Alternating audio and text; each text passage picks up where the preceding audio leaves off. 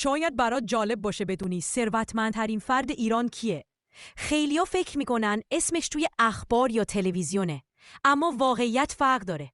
این فرد توی سکوت کامل زندگی میکنه. هیچ وقت جلوی دوربین نمیاد، ولی داراییش به میلیاردها تومان میرسه. جالبه بدونی که بخش بزرگی از ثروتش خارج از ایرانه. در شرکت‌های نفتی، ساختمانی و حتی فناوری سرمایه گذاری کرده. اون دقیقاً میدونه چطور باهوشترین حرکت‌ها رو توی زمان درست انجام بده. حتی بعضیا میگن از تحریم‌ها هم سود برده.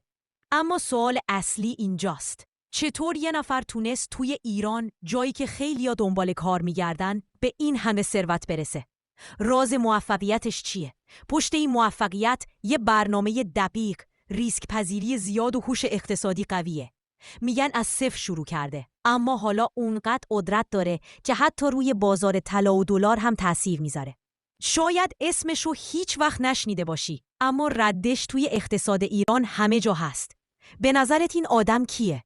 اسمشو توی کامنت ها بنویس تا در قسمت بعدی با هم بررسی کنیم واقعاً ثروتمندترین فرد ایران چه کسیه.